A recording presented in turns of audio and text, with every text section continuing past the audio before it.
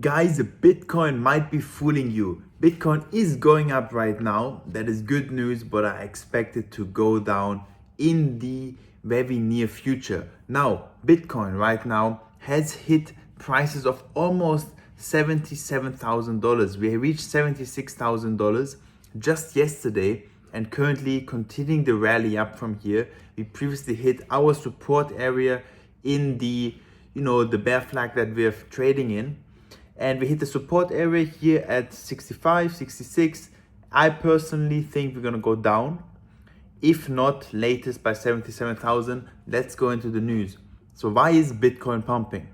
First of all, we have some good geopolitical news. There's been diplomatic efforts to put pressure on Israel to agree to a ceasefire with Lebanon. They have both met and had talks in Washington this week. That is a good news. There's the good news for the markets. Secondly, the White House says that the United States is discussing holding a second round of peace talks with Iran and Pakistan. So that's another good news. We have less war. That is good news. And of course, what does it mean? Well, that means that oil prices are not going up. You can see here oil prices right now are staying low, well, relatively low compared to what they've been trading before. And as a result, assets like Bitcoin or the S&P 500 are rallying. People are becoming more confident again. This is the S&P 500 for you guys. If we were talking about it going down, it's going up again.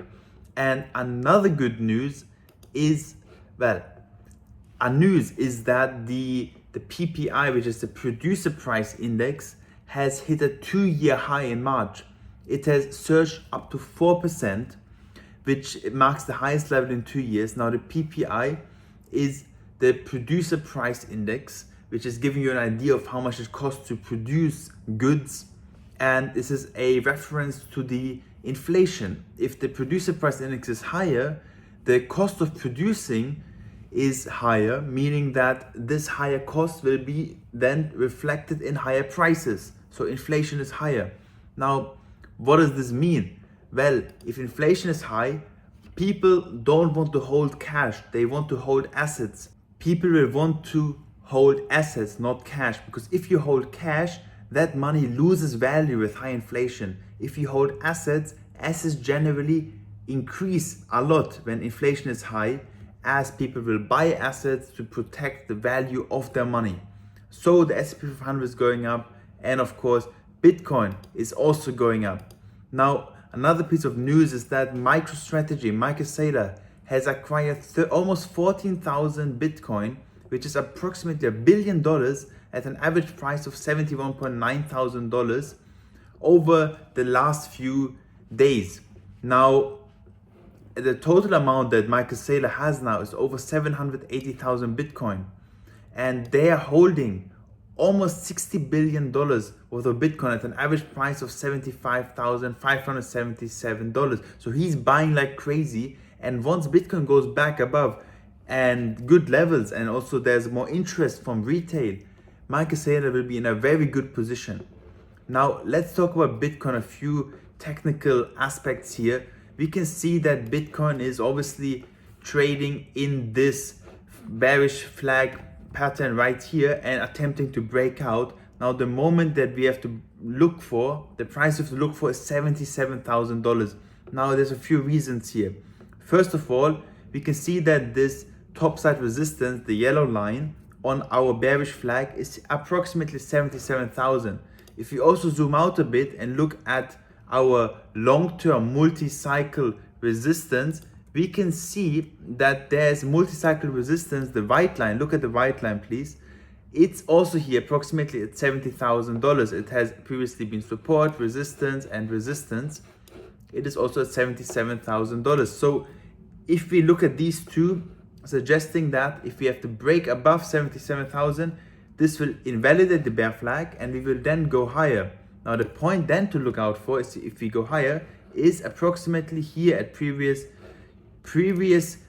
resistance, which is approximately here. That's around $75,000. Now also $75,000, because if we look at the CME gap, there we have a CME gap here at $85,000. Now the CME gap is the one gap that is filled over the weekend, and this is still open, meaning very likely we're gonna fill this gap. Either if we go up now, we're gonna fill it now. If we don't go up, which I think we're not gonna do, we're gonna go down. And I don't think we're gonna go up because, very simply put, if we zoom out a bit to the weekly, we can see that we are following the same pattern as last time. Look, this is the last cycle. We have a double top, we go down, and then we basically we go up first in like this triangle pattern. This is the same thing here.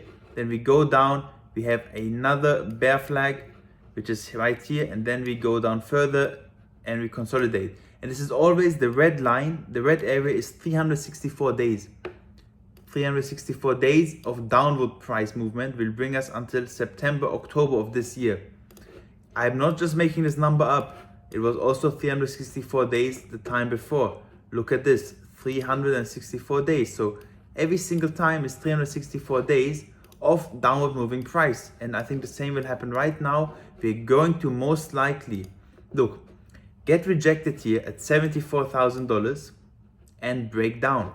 And now finally, to conclude the video, Ethereum is actually a good buy right now. We have multi-cycle support and resistance that we are trading between. There's clear multi-cycle support on our bottom. We just hit it a few weeks ago and we are now on the way back up. Of course, if Bitcoin breaks down, expect Ethereum to also go down slightly here, and then eventually September, October, when Bitcoin starts going up, Ethereum will also. And as I was saying, once Bitcoin goes up, Ethereum will also go up. And with that being said, hope you guys really enjoyed the video. If you did, I'd be so happy if you could just leave a like or subscribe, or you know what, just leave a comment. Let me know what you want me to talk about next time. And with that being said, see you next time. Bye.